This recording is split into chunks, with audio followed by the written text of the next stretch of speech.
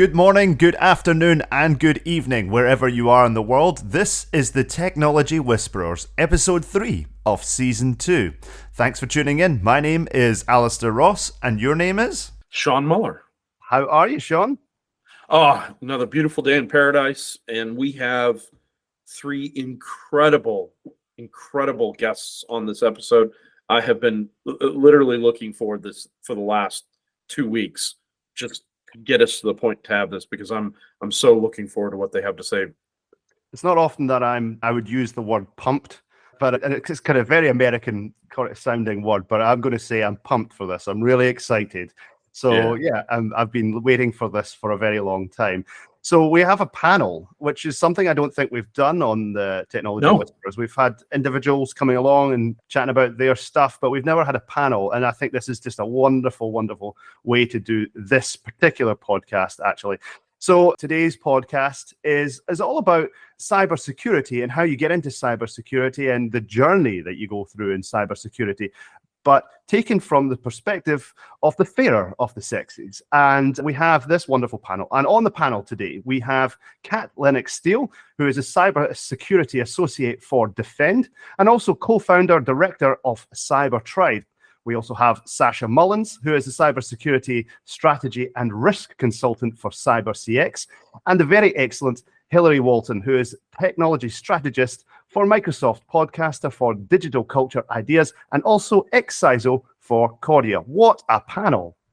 Yeah, incredible panel. And I love the fact that we've got people here from all different walks of life, all different exposure to cybersecurity through, different ages. So just a great panel to have.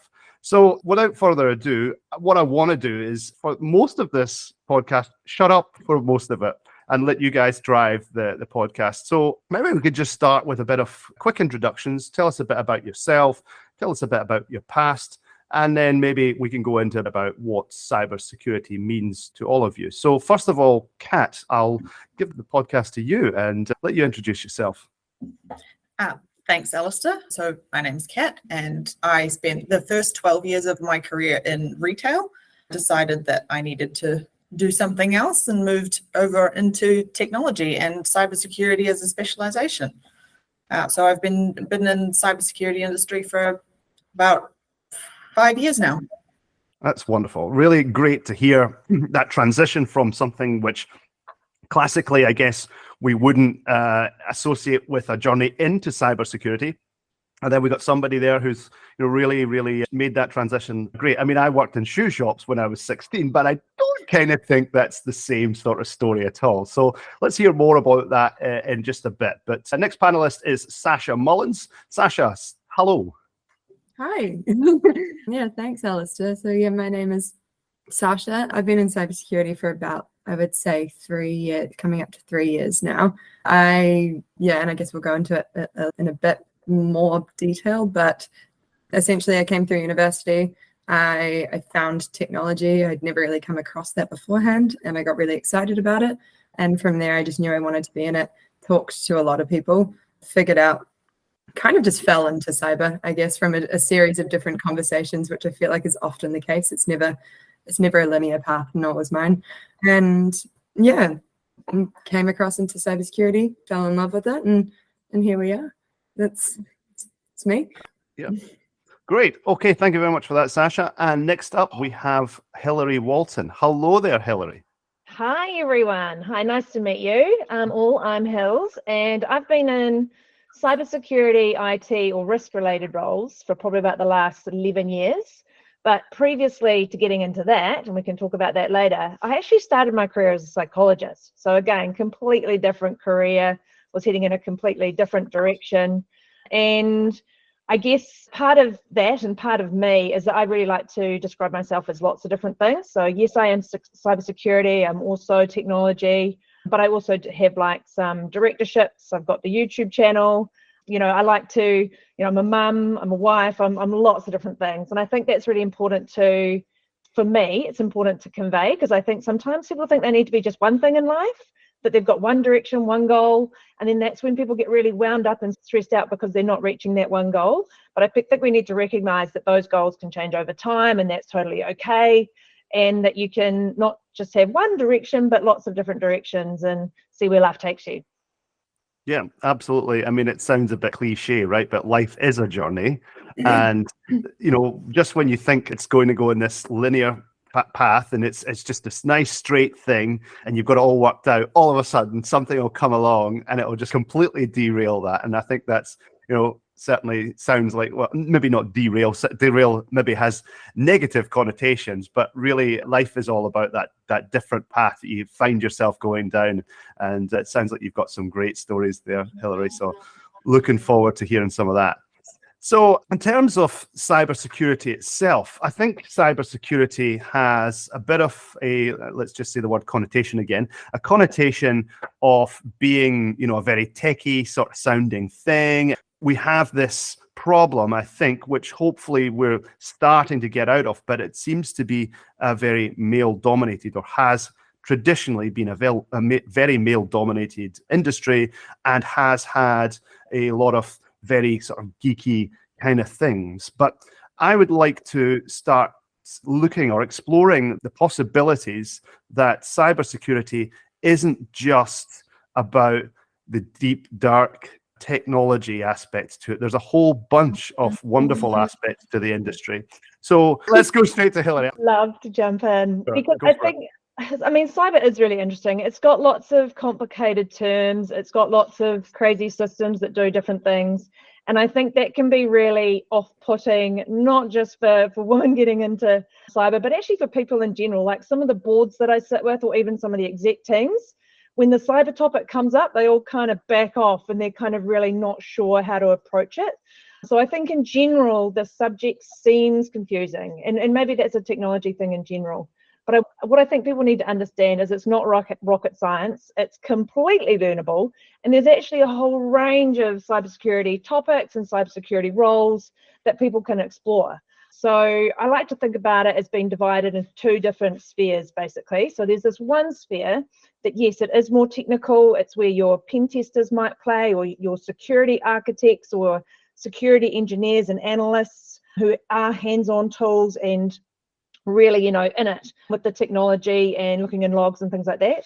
But then there's this other side of cybersecurity as well, which is much more about, risk management in general. There's policy writing. There's also lots of comms, like marketing, like security, awareness, communication, almost community building that happens on this side as well. And I think, people understanding that the breadth of cybersecurity is really important, because even if you go in just as one side of that cybersecurity, kind of type, you can also make your way into lots of other different types as you become more interested, or even try all of them out over your lifetime. I think that's really important to consider. Hilary, I think it's a really good point you bring up, because we tend to, in other parts of the organizations, technology parts of the organizations, we're starting to embrace this idea that we need to tell the story better. We need to have designers. We need to have differing viewpoints. And I think the point you bring up is that cybersecurity is no different than that. We have all of those additional capabilities that we need to do across it. And yeah, I think traditionally we've thought of, you're right, the cybersecurity guys are the guys that sit in that dark room in the back of the building, and they're constantly looking at ones and zeros on compute. Yeah. But the reality is that there's a massive amount of work within cybersecurity. And by the way, because we viewed cybersecurity that way, a lot of people haven't taken it seriously. A lot of people haven't invested in it. The storytelling behind it has scared business people in such a way that they don't know how to deal with it. So I think you're absolutely right. I think that was definitely one of the key things that I learned as well. And that moving from uni to the workplace to a cybersecurity specialized workplace was at uni in my degree, we had one paper for cybersecurity, so they were shoving everything into this one paper, and they did it really well. But it was very much at that overview level. So you go, oh, cool, yeah, cybersecurity is something to look into. That sounds exciting. That's something new. It's something changing, and then you go into it. And when I was in a large organization that had had a relatively large cybersecurity team, but even then I was going, oh wow, there's a lot more to cyber. There's a lot more avenues of cyber, and there's a lot of different sort of specializations that you can go into. And then there's like a whole bunch of technology teams. From that point, it seemed like there was a million more avenues that you could go down with technology. And then I went into a cybersecurity specific company, and I went, oh, all of these little avenues or topics. I realized you can have entire practices dedicated to these specific concepts, which might have just been, a specific project in the previous organization, or a line or a sentence mentioned in the university paper. So it just, you go down deeper and you realize how much of a world it is. And I often see it as like a world, an entire world sitting within the world of technology. It's just that whole, yeah. Yeah, actually, in fact, your story probably might as well just jump into that. Sasha, your story and how you got into cyber, and then the roles that you went through, that's kind of how it started for you, isn't it? You started off in what, a fairly technical role. Do you want to talk about that first, and then how your role evolved over time? Sure, yeah. I mean, I didn't, if I was in high school looking at myself, I definitely wouldn't have been, I would have been absolutely shocked looking at myself in cyber. We didn't really have technology, I would say, as a subject at high school at that point, unless it was sort of food or sewing related. And so I got to university, and ironically, Hilary, I started with psychology. I started with psychology and marketing, and I realized very quickly that psychology had maths involved, and I thought, that's not for me, thank you. So I dropped that, and then I picked up media studies, which I did at high school as well, and I loved that because I was doing a Bachelor of Arts alongside my commerce degree, and I loved the creative sort of side of it, and the critical thinking side that media studies brought in. It wasn't something that I wanted to necessarily pursue, but I also picked up information systems just because we had to do it as part of our commerce degree. But it had a coding element, and I had never experienced hyper-focusing to that level of my life. And that's, I realized, fast forward to a couple of years later, I get diagnosed with ADHD. So that starts to add up. But yeah, I got so hyper-focused, and I started I just fell in love with the subject, and I did really well for the first time in uni in a subject, because I was terrible, well, what I consider to be terrible, and academically I went for the social aspect. I wasn't enjoying anything, and then I ended up doing really well in this, and then I started thriving in other areas because I found something that I was really passionate about. But I ended up tutoring in that as well, and because I wanted to sort of see the same shift in that paper. I also needed money, but I started tutoring in that subject, and I started surrounding myself with people that were really passionate and came from different walks of life as well. And I got really into information systems, really into the technology side of things. And all I knew from there was that I wanted and I needed to be in the technology industry. I had no idea at what place in technology I would be in, because at that stage I was going, oh, I love the technical, but I'm not a full coder. I love it. I love the ideas. I love everything about it, but I know that this isn't me. I also need to be in front of people. I know that I'm a people person. I need to be, so there were so many different factors that I was going, I have no idea where I'm going to end up. And so then I did a cybersecurity paper, which I thought was really interesting. I still had no idea at that point what I wanted to do, but I ended up getting coffee with the lecturer, who just said, cybersecurity is pretty cool. And I was like, okay, let's give that a go. And then I did a Summer of Tech, which is an organization that does internships, and they are awesome. And I got an internship with ANZ Bank through them. And within, I would say, the first 30 minutes with my mentor, I had probably learned the entire university paper that I had done, and then more. So everything since then has just been absolutely new. And I started off in that internship, I started off with the consultants. So I was at more of that sort of people angle, internally focused consulting. And then they wanted to keep me, but they didn't necessarily have capacity in the team at that point. And I still had some uni left, but I was so committed to just being there that they ended up finding a role for me to do alongside uni. It was an identity and access management role, something that I had never really come across before. I didn't know what, I think my boss said to me, and my to-be boss, he said, okay, that's exciting. You're super exciting that you're going to come across to my team. Identity and access management is super cool. How familiar are you with using Active Directory? And I was like, what's Active Directory? And he went, oh no. And so that was a great start. But it ended up being amazing. And it had a lot more of the, I would say, technical aspect when we were using things like PowerShell, and we were doing privileged.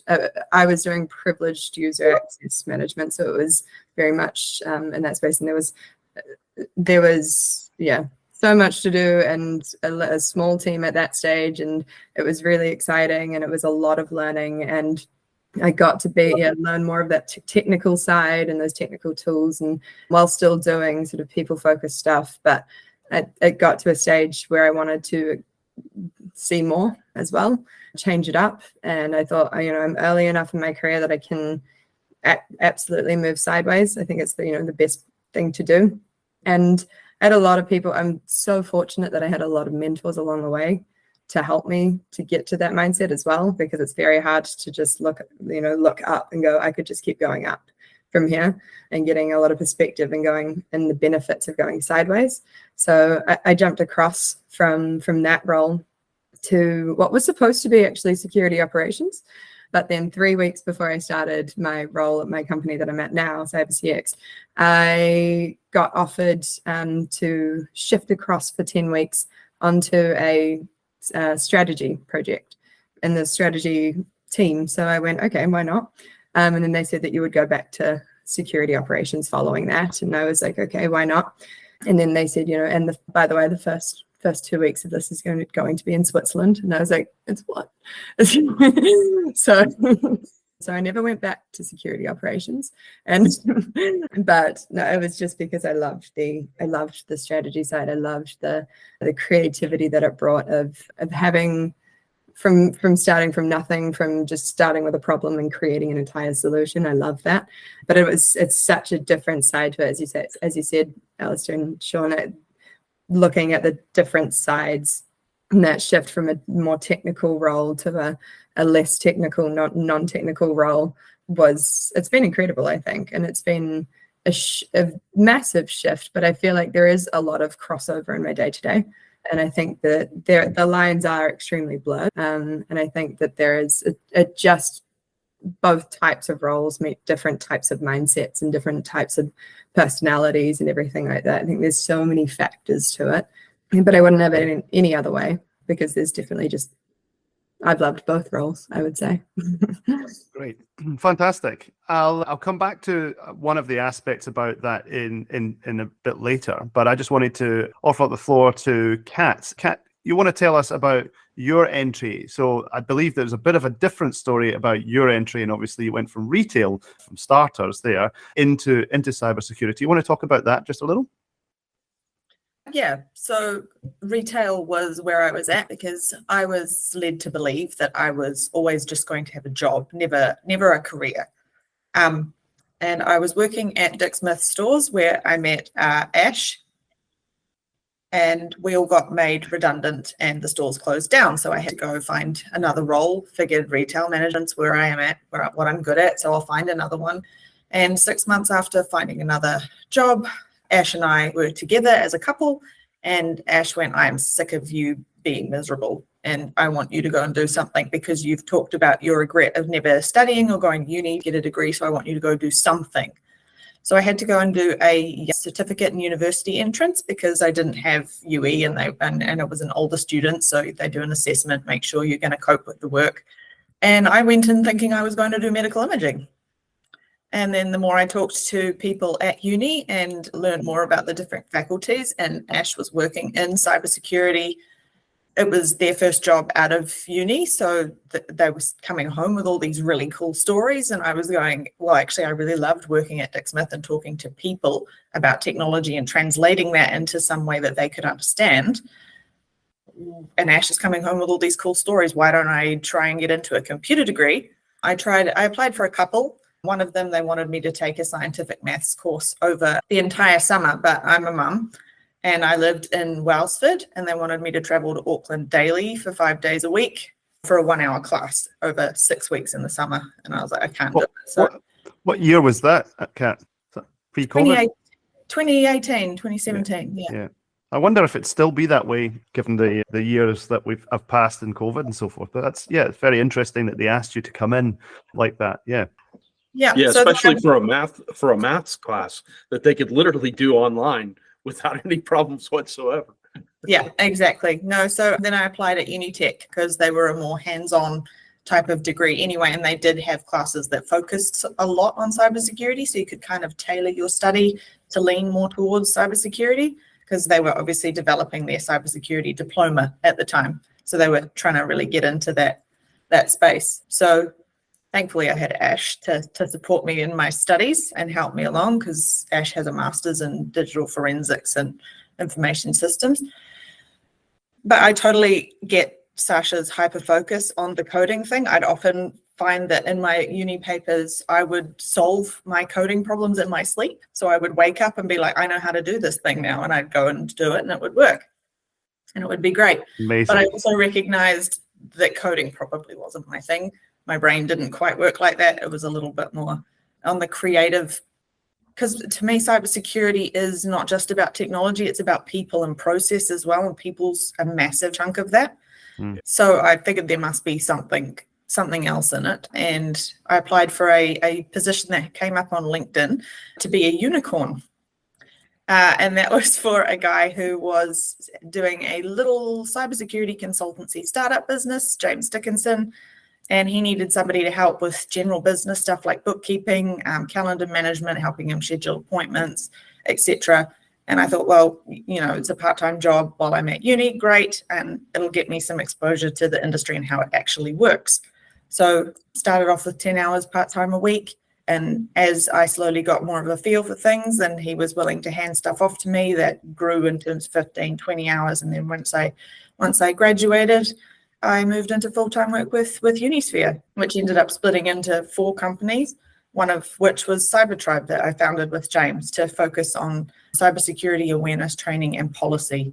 Because policies are a thing that is very well understood in other areas of the world, but not so much in New Zealand.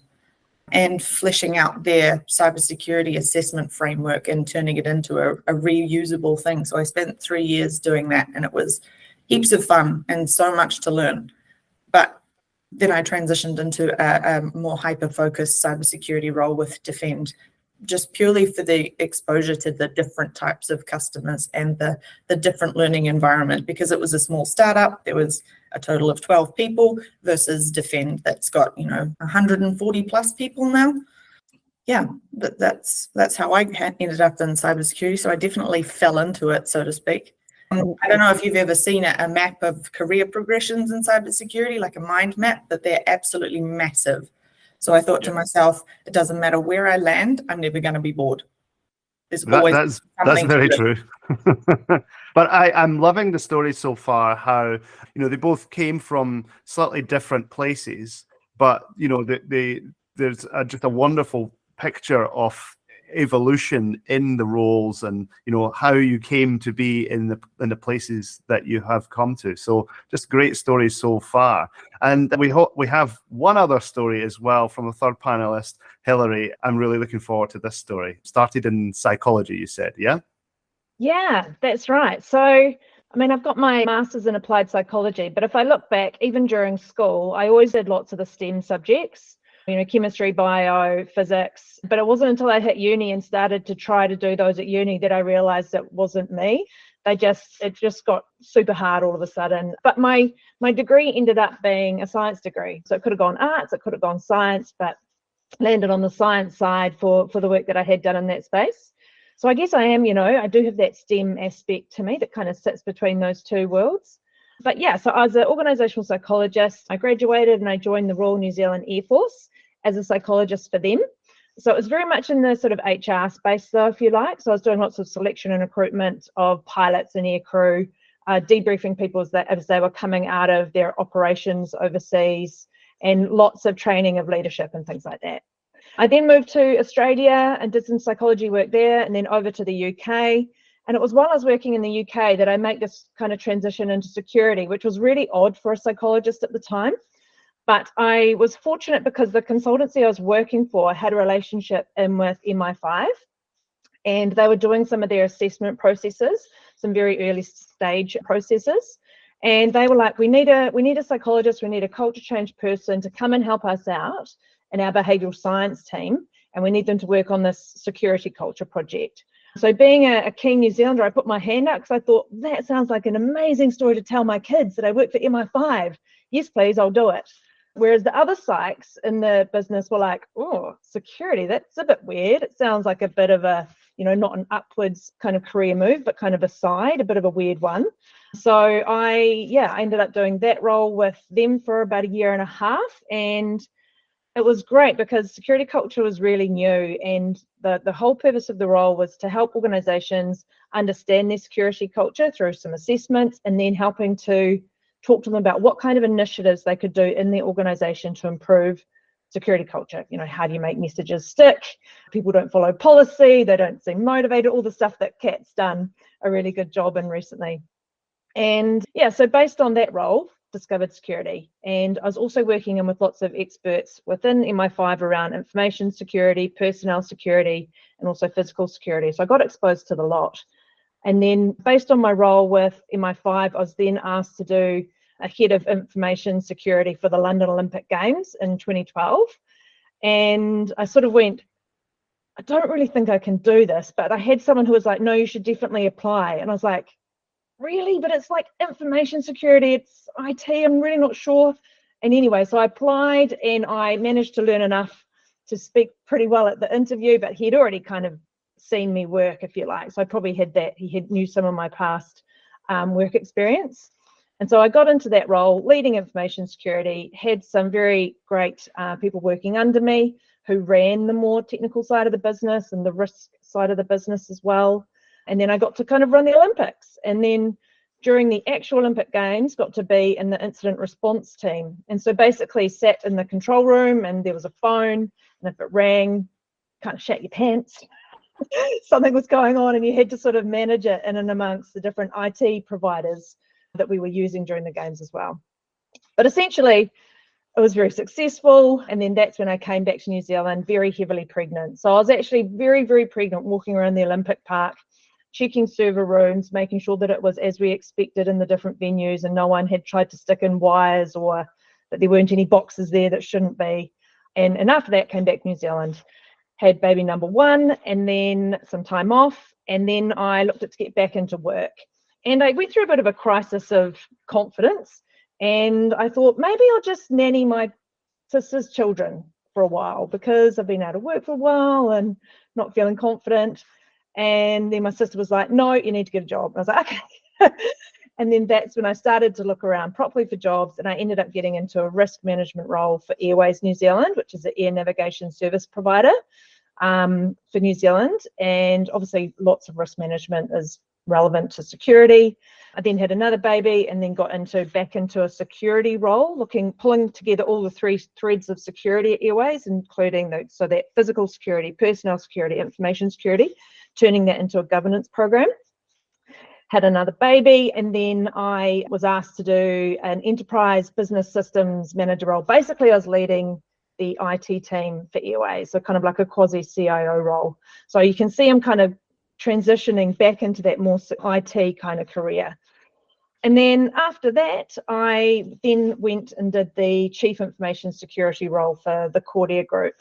And so I ran their security for 3 years before coming across over into Microsoft to do the technology strategy role. So again, going from cybersecurity, but then broadening out to technology more broader. But obviously security is always part of everything in technology. So I feel like that move makes sense for me as well. And I really want to kind of play off some of the things that Sasha and Kat said, because I'm really interested, because we talk about learning things in a course and then we talk about learning things in an organization. I pretty much learned everything in an organization. I picked up some certs along the way, but it was basically learning from other people and doing the job.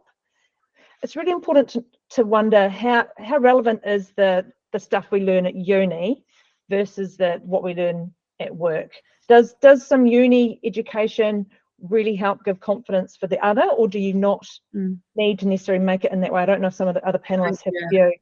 I love this question because I talked about it. I went back to my high school recently to do a sort of careers panel, and three of us were on it. We were talking about from women in technology avenue, and we were talking about this same aspect, because I think we were faced with a whole lot of students looking at us. You can tell they're scared or nervous. Uni's coming up.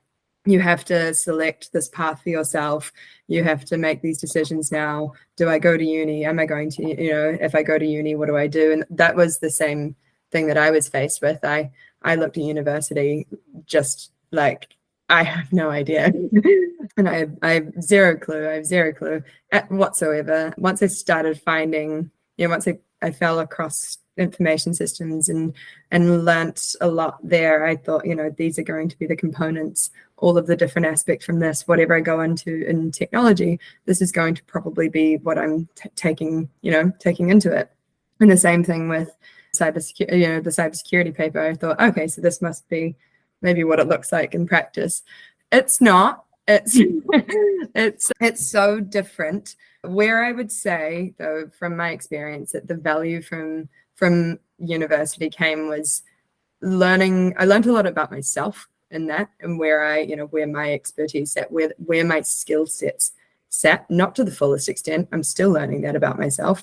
In every new role and every new project, I find that everything, it's exactly that. You learn on the job, and you learn more about yourself as you're doing it. But what I found was that I was learning all of these skills at uni that I didn't realize would come into play. It wasn't necessarily about the content and the subjects themselves, but it was the skill sets that they taught you. And for media studies, for example, it was the critical thinking. So much of it was just, okay, here's a subject, here's news, but let's talk about the distortion in media. Let's go down this entire creative avenue. Let's think outside of the box. And so it really teaches you that aspect. And when I was moving, in marketing, I didn't necessarily, it wasn't my full focus in university, but I was forced to do a lot of presentations.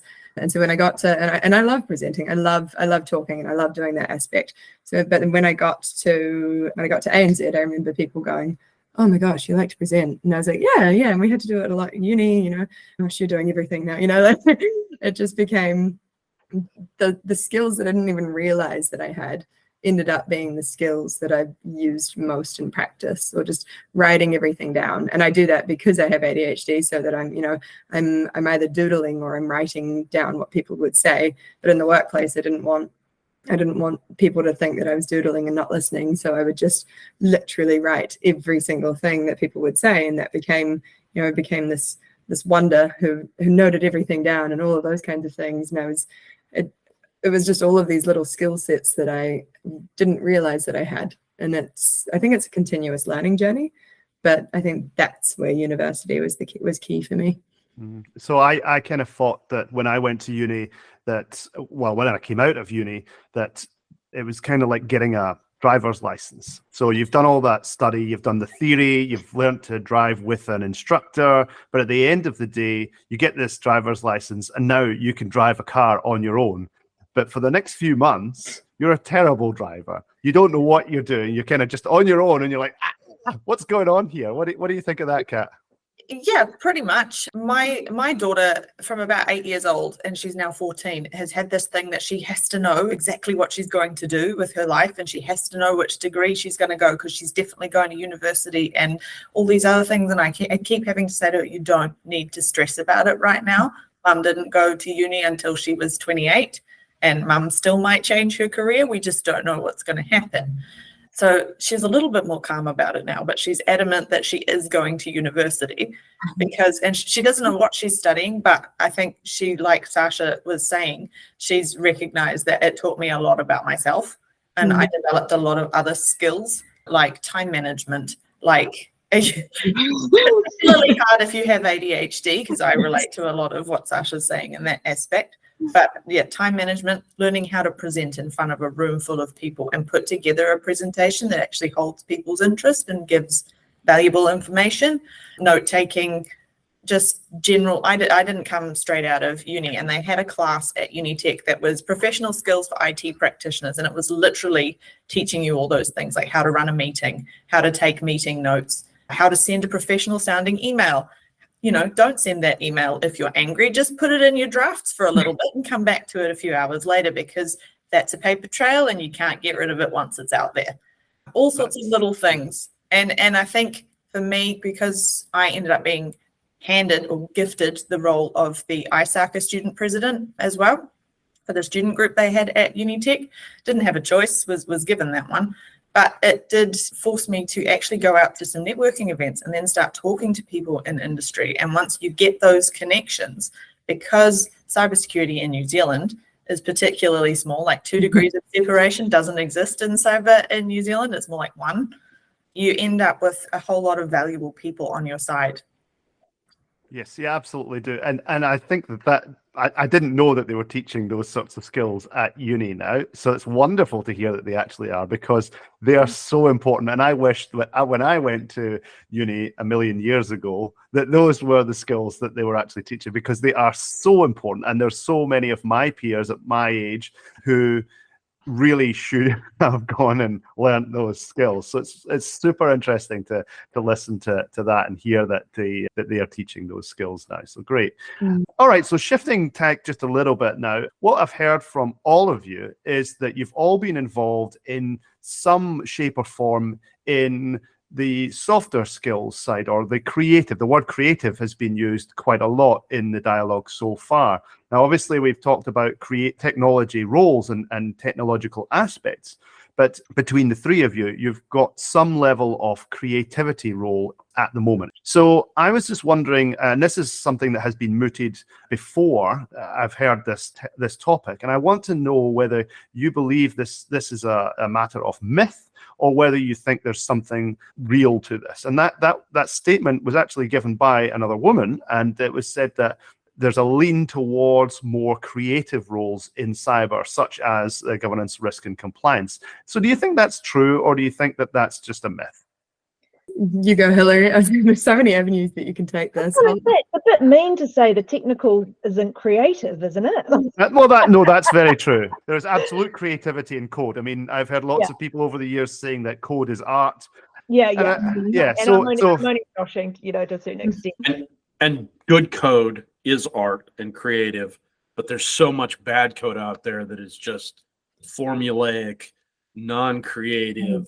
So I know, I agree. Yeah, we're talking about an industry where you're only as smart as, hackers are always changing tactics, are always coming up with new ways of doing things, that we are only as smart as what we're aware that they're doing.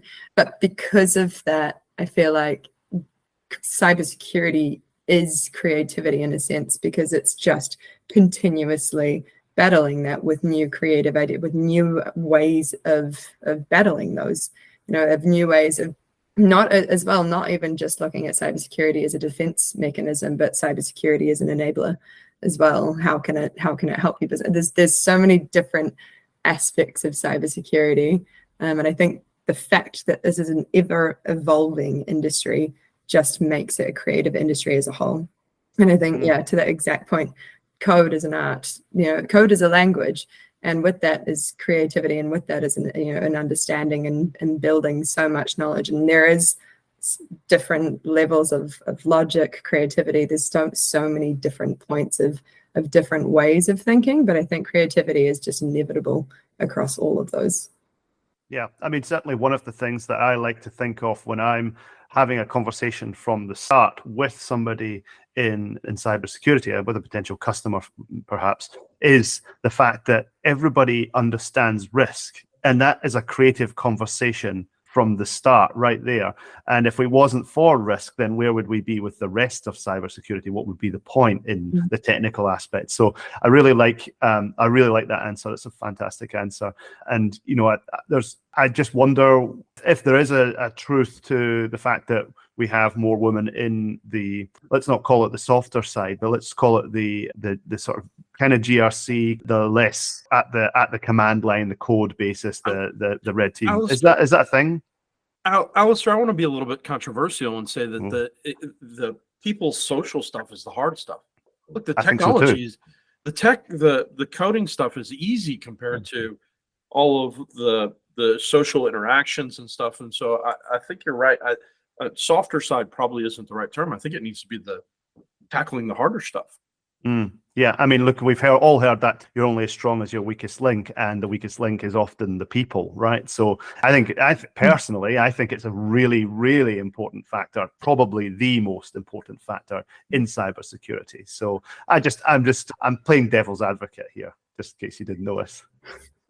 I mean, if you think about it, to get on the front foot in cybersecurity, you have to be creative. You have to outthink your adversary. So there has to be some sort of level of creativity, whether that is through the use or implementation of technologies, or whether that's through the, risk and strategy work that other areas are doing. And generally in lots of businesses I've interacted with, there seems to be a heavier lean of women in that kind of consulting GRC space, but that's definitely not the case at Defend. And I rounded up some stats prior to this so that I could actually talk to them accurately. But in our SOC team that is run by Ash, my other half, their percentage of women is 42% in that team. So we're nearly equal on that one. And in the technical team as a whole, so the architecture, software development, all that kind of team, we're sitting at 24%, whereas in consulting, there's only 3 out of 21. So that makes 14%.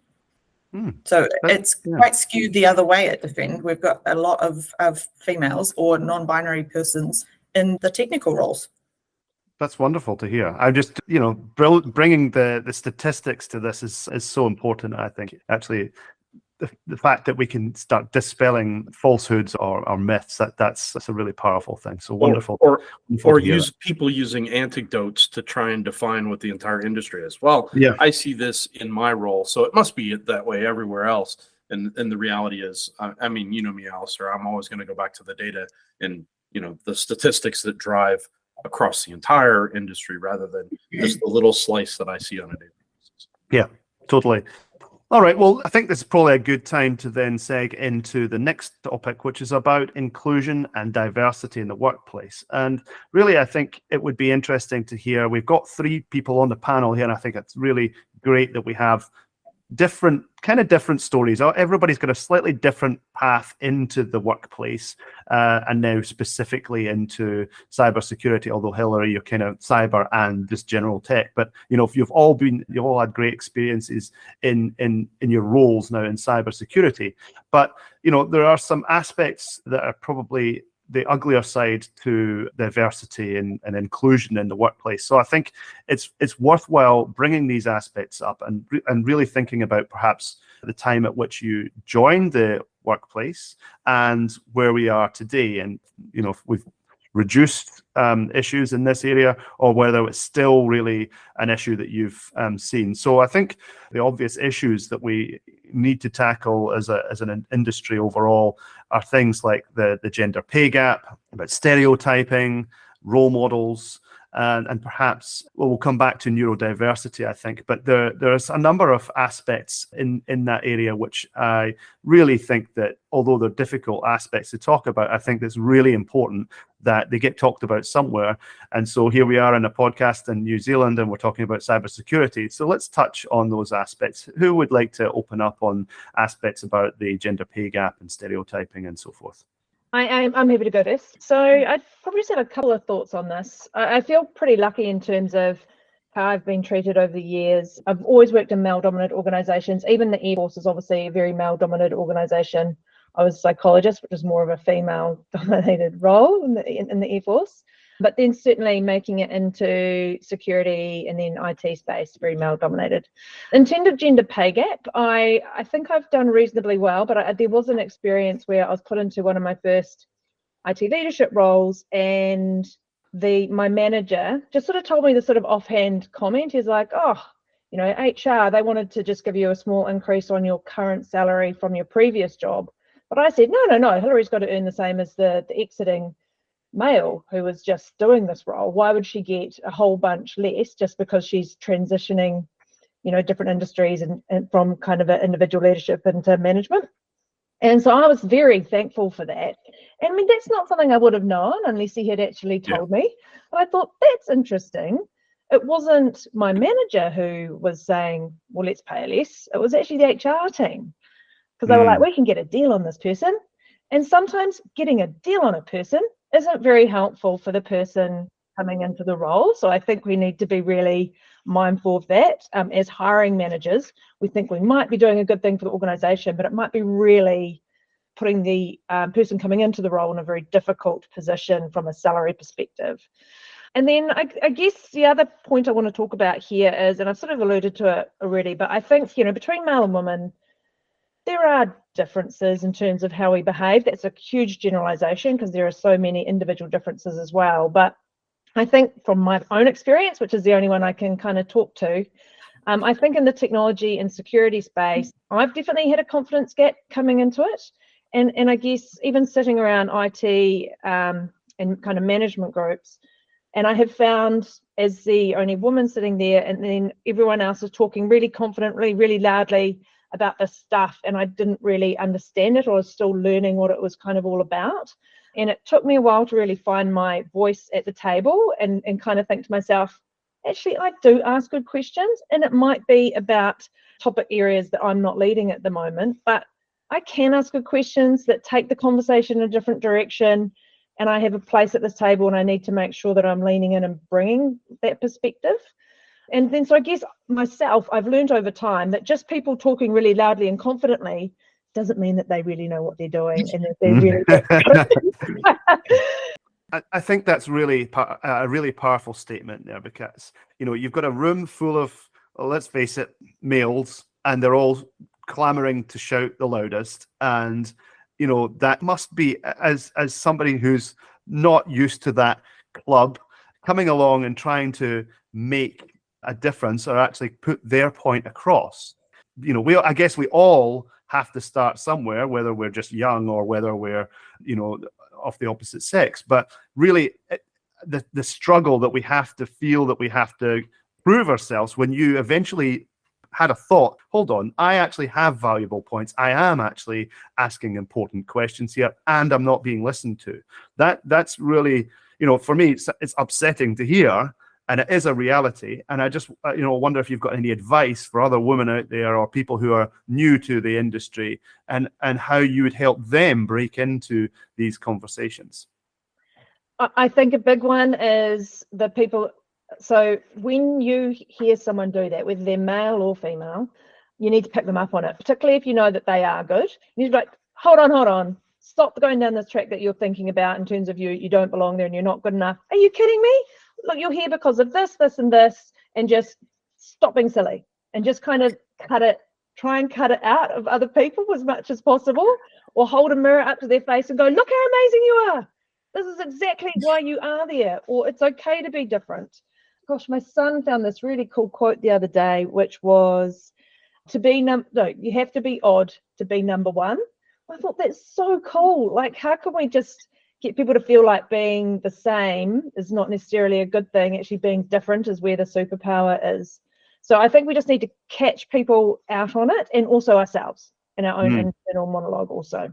Yeah, I mean, I could go on and talk about, the exclusion that's come out of imposter syndrome for a very long time. And in fact, I was part of a women's panel last year when we talked just about that topic. I was the diversity in the room. But I think what was really interesting is that you're seeing a very similar thing from that focus group, and I think it's really important to put yourself first and really talk yourself up. So a really, really good point there. You also touched a little bit about, well, I think it sounded like you touched a little bit about neurodiversity there, and I think we have, we're all different in terms of neurodiversity. But Sasha, you mentioned that you'd been diagnosed, I think, with ADHD.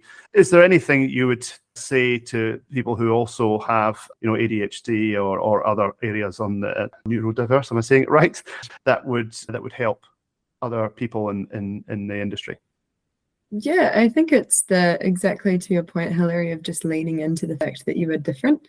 I think it is constantly reassuring yourself, because naturally, I know everybody has their own individual challenges, regardless of what they are doing, regardless of the role that they are in. I think that when you have a society and corporations that are naturally built on the foundations that aren't necessarily built for neurodiverse ways of working, it is important to make sure that we are championing that more and more throughout organizations. And I think we are seeing that more and more, that organizations are focusing on these things.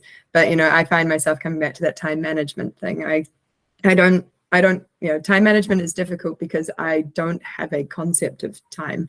So it's, somebody could say we need to do this in 3 hours. That doesn't mean I know the definition, but it doesn't actually mean anything to me. So I find myself working, twice as hard to do something that comes naturally to people. And the 9 to 5, for example, doesn't necessarily work for me. I get the work done, don't get me wrong, but I don't necessarily do it in a linear fashion like other people would. But with that, it comes back to absolutely right. I'm different. And so I have these superpowers, which I love and which more and more I'm trying to lean into. It's been a very confronting, tough journey of getting diagnosed, and it is tricky, and it is a booking a lot of appointments and a lot of time. And it is a process which it's like they literally took all of the ingredients of ADHD and said, here's the biggest challenge you'll ever see to try to get diagnosed. And having that diagnosis, having that context is key. So I guess, I don't know, and within all of that big spiel, I would say my advice to people would be, if you are seeing traits in yourself, if you are wondering whether you should go through the process, even though there is expenses, even though it is costly, I would say that it has been a life changer. And even regardless of, medication or psychologist journeys that you can go through once you've been diagnosed, the diagnosis itself, having that context, is such a game changer. But then also in the workplace, I won't say that I can confidently say I haven't solved the challenge of being neurodiverse in the workplace. That's an ongoing journey. But the more and more that I lean into my superpowers, is, if we want to call it hyper-focusing, the creativity aspect, all of those different things that come with ADHD, the positive traits, leaning into that is so important, and finding a role that suits that as well, that allows you to thrive. And, because ADHD, you might not necessarily be incredible in one role, but cybersecurity, I think, allows you to work with your brain. So many of the different roles, it allows you to work with your brain rather than against it. So, if people are listening to this and they aren't in cybersecurity and they do have ADHD, then maybe it is something to look into, or just reach out to me. I'm happy to chat. I can't stop talking. That's my issue. So, Love it. Yeah. And I love that my brain is spicy. That's great. Yeah. I call it my spicy brain. Yeah, I mean, I think that, a lot of people could be anxious about. Sorry, go ahead. I think John. that's how we're going to title the episode. My brain is spicy. My brain is spicy. Brilliant title. Yeah. I think there's a lot of people out there that might be anxious about getting that diagnosis. So I think, you're making some really positive statements about, the benefits of having that diagnosis. Another question then about, exclusion from opportunities here. There's Hilary, you've had children and Kat. So has there been any opportunities in your career that you believe that you've missed out on as a result of that? Like, we could be talking about things as perhaps just simple things like not even being included in particular important meetings as a result of, the scheduling of meetings that have gone between 9:30 and 2:30 to not cover part-time hours. You might be working part-time hours whilst you're looking after children, or just, areas just in general which feel like you've been excluded from aspects that you really should be included in your entire working career as a result of having children. I haven't experienced it in cyber or in the places that I've been fortunate enough to work, because both of them have had a really good culture in terms of putting family first. So in terms of cyber and my career, no. Uni was a bit challenging sometimes with scheduling of classes. You'd choose your classes and then maybe that class was filled up, so they'd stick you in the night class. And it's like, well, I've got to make sure Ash is home from work at the right time so that I can make it to my class on time. And there were some instances where I did actually have to bring my daughter to class, and she had to sit in with class with me for the first hour or something until Ash could come pick her up. But no, everybody's been pretty accommodating in that aspect for me anyway. Very good to hear that. Hilary? Yeah, I have to say it has been the same for me, but it's because I had really great managers during my baby delivering days. So yeah, I had managers who were like, this is not a disease, it's just a baby, you will come back to the workforce. And so I was really lucky, because every time I came back from a maternity leave, I got another promotion into another role. So I never had that kind of issue. But I think also in my own head, while I am family first and all about family, I also knew that Hilary Walton had these dreams and desires and things that were outside of family and babies as well. So I had always kept some kind of irons hot in the fire through my maternity leaves. So like my first two maternity leaves, I was writing a book on security culture just because, and I just thought, well, I've learned all this stuff in the Olympics and working, with MI5, I need to get this down into a book. And then in my last maternity leave, I did a directorship, kind of like a future directors program.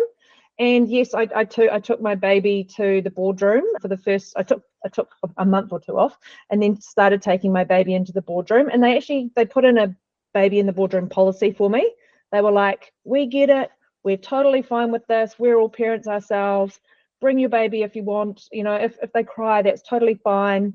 And so that got me through some of those sort of years as I was trying to juggle lots of different balls. So for me, yeah, it is about looking after, putting your own life mask on first, and then kind of taking care of your family, if that makes sense. Like, I had to do those things so that when I got out the other side, I still had a career worth leaving my baby for, because that's the important thing. If you do come out of it too much, you won't be able to get back into kind of the same kind of career that you can. So you've got to set yourself up for the future, or you're paying a lot of money for childcare, but you're doing it because there's future earning potential that you don't want to miss out on, if that makes sense.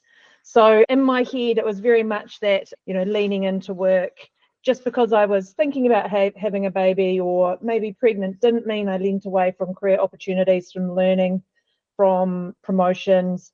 It was just, I'll be looking after baby for a while and then I'll be coming back. I need to make sure this is an ongoing thing, not just short-sighted for the first few years of a baby's life, if that makes sense. I hope that doesn't sound like completely careless. I love my family. I'm, a massive family first person, but it can't be just about your family. It needs to be about you and your happiness, because otherwise, if you're not happy, you won't be there for your family to be happy with it either.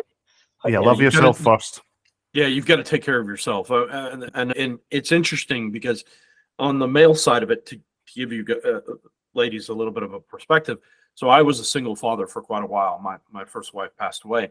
And I will tell you that from the other men looking at me, there was absolutely no support. The idea is that, well, you're a man, you should just be able to take care of this. And I'm going, whoa, hold on a second. This is massively complicated. It's massively difficult. There's a lot of work that goes into it. And so I'm glad that you guys have been able to work through that, and it hasn't seriously negatively impacted your career, because I think it brings a perspective to the work that you do. Yeah. But don't get me wrong. There were periods when in my diary, I would just have meeting, but it was really, I'm going to recital, or I'm taking my baby to the doctor, or, there's things going on. Or there was a period of time when I just didn't even mention I had a family at work, just pretended that I worked 4 days a week for a long period of time so that I could do more things with my children, and I would pretend I was full-time. As far as anyone concerned, I was full-time. So yeah, I've evolved over time to a point where I'm very open to talking about my family, but I didn't feel like I could actually probably in some of those younger years, even though it was supportive, it was still like, just don't have too much of a family. Do you know what I mean? Can't interrupt the work. But now it is very different, and people integrate it a lot more. All right. And in terms of, any other aspects, either negative or positive, in terms of like things like role models or, positive, aspects, is there any aspect you've recalled within the workplace that has been beneficial in your roles? Or do you feel like because you've found that there are aspects that have been harder because you're women, and like the aspects of not enough mentors, not a little bit of stereotyping or exclusion because you've not been invited to things like the golf club, or is there any of that that's going on? Start by saying, if I didn't have my mentors, I wouldn't be where I am. And I know that I'm not super incredibly far into my career, but even at this stage, if I hadn't had the incredible mentors that I have had and continue to have, that I wouldn't be here, and I wouldn't have moved sideways. I wouldn't be as confident in my own work and myself as I am if I hadn't had people champion me, and I hadn't had those people take me under their wing and continue to. If I didn't have that, I would be in such a level stuck, I think, in the imposter syndrome. And I think it would have been a lot, and not that that goes away, it's still there, but I think it would be a lot harder to actually see outside of that without having people that support you. And I think that is really hard. And I think that, as you say, I think there's a lot of things in that consideration of, gender considerations, just early career considerations, or just job, role, project, whatever you're doing. It's, I think, just an inherent, I don't know. I feel like it's just consistent questioning of yourself. And so to have people that support you, and I don't necessarily know if that fits with gender. I don't necessarily, I feel like it does in a lot of aspects, but I'll hand over to Kat and Hilary. But yeah, for me, mentors has been the key thing. Yeah, definitely the same for me. Mentors and people who sponsor you. So, really that kind of advocate when you're not in the room to be like, no, Hilary's amazing. You need to think about her for the next role. And they sponsor you into the next role. That's male and female mentors that I've had. I've benefited from both genders in that respect. But yeah, so key just to help you kind of see what's next or navigate the next bit. So yeah, wouldn't be here either with the help of all of them. Yeah, I unfortunately haven't had any female mentors. So I went looking for my own sources of female in the industry inspiration and found people like Hilary on LinkedIn who were doing a great job of sharing and advocating for anybody in the industry, really. But seeing somebody who has kind of got a few similarities to yourself, like the fact that she's female and she's a mum, great. And she's doing amazing work. And then you meet people like I met Sasha at an event and we started talking about the ADHD thing, and it was like, oh my goodness, hey, there's another one of my people. So not so much mentors, but definitely friendships being formed or seeking out my own sources of inspiration. And I guess watching Ash a lot helps because at home, we work side by side in our little home office, and I get to listen to a lot of the conversations and just the way that they advocate for themselves and what they believe is the right thing to do for the customer, or the language that they use when they're speaking to other people in the industry. That stuff's pretty inspiring as well. So it's mostly inspiration for me as opposed to mentorship. I have had some mentors and I'd mostly consider them friends now. But yeah, I don't think I've ever experienced that advocacy and things that Hilary was talking about, and having those people that pump you up definitely makes a difference, because like Sasha said, the imposter syndrome can be crushing. And I'm a perfectionist. It's one of my things in the neurodiversity, and rejection is absolutely crushing. So I have this absolute need to do the best that I possibly can. Sometimes it's very detrimental to me. It makes things take twice as long, or it totally consumes me and I hyper focus, and it can be a bit soul crushing when you get that far down in the rabbit hole. But it's been a personal journey for me. I was just going to say, I think I absolutely agree in the sense that beyond mentorship, it is just the people around you in general. I think you could be in a role for however long, but if there's not the people around you that are there, or if you're not consistently. And that's I agree in the sense of going out and networking and meeting people. And I recognize that that doesn't suit everybody. There's a lot of introverts that's not necessarily their thing that they want to do is go out and meet people. But I think regardless, it is important, I think, to help you get out of your own head and to go find people and meet people that meet different aspects of yourself. Yeah, that for myself, ADHD, for my other women in the industry, people that are, for a very long time I was surrounding myself with, just in Wellington when I was living there, trying to set up a group of women entering cybersecurity, because it felt like a niche, and having and opening those conversations and opening that discourse for the different aspects and different people that you relate to, I feel like it's just incredible. And having your supportive partners that uplift you, that's also key. But just people, I think, is just incredible. Wonderful. All right. The last question I was at, and I think we've touched on a number of these aspects so far, but maybe I'll just start with you, Kat. Not picking on you particularly, but what would you say to any aspiring women who want to join cybersecurity? Is there any just smoking points? Just do it. Just do it. There are so many different areas of the career that you can get into. And if you try something and you don't like it, you can move left, you can move up, down, wherever you'd like to go. And meeting people and hearing their stories, or finding those connections, whether it's through social media or whether it's through being introduced by colleagues to other people. Those are particularly valuable because it gives you more of a sounding board. So you've got a variety of people to get advice from, whether it's career advice or whether it's you're struggling with a particular problem. It's quite a community when you get into cybersecurity, and we're all there to support each other. That's great to hear. Hilary. So my call out is, I think I'm sort of becoming more and more concerned that people think technology is a separate thing over here, when I think in reality, organizations aren't going to be organizations, they're going to be technology organizations. And also, even if we think of AI, like, it's not just for the technology people anymore, it's for the consumer. So I think people need to change their mindsets and get into thinking that technology is for everyone, be it cyber, be it AI, and even in particular the emerging technologies as well, like Web3, metaverse, even cryptocurrency. I'm not here, I don't care whether you think that's a thing or not, or I'm not here to convince you that it's a good thing to get into. It's not about that. But I really, really want people to lean into technology and emerging technology, because it is going to be such a big market in the future.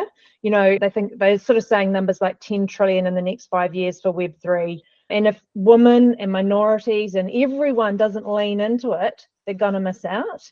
And I don't want that to happen. So I think everyone needs to lean into technology. Technology is for everyone. That's kind of my play at the moment. Yeah, I think you're totally right, because we're in the information age, right? Thereabouts. We're not in the industrial age anymore, and we're probably going towards what some people have called the knowledge age. But regardless, the word technology has positive connotations, but also has this negative, to talk about what you're saying there. And this negative thing is that it's kind of like something that's reserved for scientists or technologists, or people who are geeks or whatever, which is totally not the case. And it's so important that we know that the technology and information go hand in hand. So that's why we're calling it the information age. And I'd love to see more people go through that level of discourse that actually says, well, hold on, it's about information, and why information, is the oil or the gold of our age. It's not about the oil in the sand anymore. It's about the information, the data that we hold, and that's important to so many organizations, pretty much every organization today. So yeah, very good point there, Hilary. Sasha. Yeah, I feel like I'm just on the same wavelength of just do it and it's for everybody, but it's also, it's fashionable. So it's, it's trendy. Oh, if it was only cool, Alistair, when you and I had first gotten into technology. I think one of my favorite things is going to family events or meeting new people, and they go, oh, what do you do? And I go, oh yeah, I work in cybersecurity. For them to go, oh, that's cool. Oh, that's cyber. Oh my gosh. So it's fashionable. It's a fun punchline. That won't be my advice though. Please just do it because I feel like we need that growth. We need to continue to change that narrative in so many of the different areas where we're talking about all of these myths, where we're talking about so many different aspects of cyber and stereotypes and everything. We need more and more people and diverse people to come in and change and help change these narratives. And beyond that, it's such a perfect time to get into it, where we're in this unique opportunity of having this incredible industry, which doesn't have all of these high barriers of entry necessarily at this stage. So it's such a unique position to be in for people entering cybersecurity from whatever walks of life, whether that's from different industries, different careers, coming out of uni, coming from high school. It doesn't necessarily matter right now. And hopefully it does remain that way. But I know that when, industries grow, they do tend to build criteria to come into, but I think we are in a really unique opportunity right now. Yeah, and let's not forget neurodiversity as well. That's something I think is being more and more understood. Yeah, totally. Ash and I talk about diversity cards all the time, that generally holding more than one. So being a woman is one aspect of your diversity, but being a mum could be another aspect. Being part of the rainbow community, your national heritage could be part of your diversity, and your neurodivergency. So you've got a whole hand of various perspectives and lived experiences that you bring to whatever role it is that you work towards. That's awesome. I was going to say, it's interesting. We're moving towards, and Hilary touched on this, the technology is just going to be part of business. That's the direction we're going. And we're going towards this path of hyper-personalization, where businesses are aimed at individuals rather than segments, whether they be women or men or over an age or another. It's going to be, no, I'm aiming my business at a particular individual, and I need to be able to deal with them. And so having those diverse viewpoints and having different perspectives and Kat, to your point, different diversity cards that you can bring to that discussion helps make that hyper-personalization possible and makes it successful. So a business that's a stodgy business is like, no, I'm just aiming at over 40 white men that, have a certain amount of income. That's all I'm going to aim at. Those companies aren't going to be around in 5 years, because a company that can come in and can diversify across individual segments in a way that they can be successful. And the only way they can do that is by having different perspectives. And Alistair, I think that's why we wanted to do this panel, is we wanted to showcase the value and the superstar powers of having that diversity. And I really want to thank all three of you for coming on the panel, because it was hugely powerful and inspiring for me. Yeah, I'd say I've absolutely loved every minute of this. It's just listening to the different versions of the stories. It's been so cool. Any other point before we wrap this up? Just feel free to call me if anyone wants to chat on cybersecurity or technology. Yep. Just always, happy to help. Yeah, to that point, Hilary, if people want to find you, how would they find you online? So I'm pretty much Hills Walton everywhere, be that kind of LinkedIn, Instagram, Facebook, TikTok. Yeah, or reach out to me on hillswalton@gmail.com. Kat, if somebody wanted to reach out, if they were interested, how would they reach out to you? LinkedIn probably my preference, and I am Kat Lennox-Steele on there. Perfect. Sasha? Yeah, same. I am on LinkedIn. See me across as well, coming through Tech Woman NZ as well, just because I'm heavily involved in the subcommittee there. So you'll probably, if you're involved with that or keen to look into Tech Woman NZ, you'll see myself there, but mainly LinkedIn, Sasha Mullins. Yeah, I think, Sasha, you and I have actually been bumped into each other on a couple Tech Women events in the last year and a half. And I hadn't thought about that. I hadn't thought about that until you had just now mentioned it. Alistair, and how can people find you? Oh, yes, just the usual ways. So LinkedIn, Alistair J. Ross, and you can get me on YouTube. You can search for Revolution InfoSec NZ, or you can get my own geeky channel, Al's Geek Lab, and there's the usual Twitter and stuff like that as well, but or X as we call it now, right? Yes, X, formerly Twitter. Yeah, I think that's going to be interesting. And I'm Sean Muller. Yeah, you could find me at Sean G. Muller anywhere on pretty much all the social media platforms. Yeah, just reach out to us. Yeah. All right. Thanks very much for listening. This has been a Technology Whisperers podcast, and we'll be back in 2 weeks' time. Until then, take care and have a good one.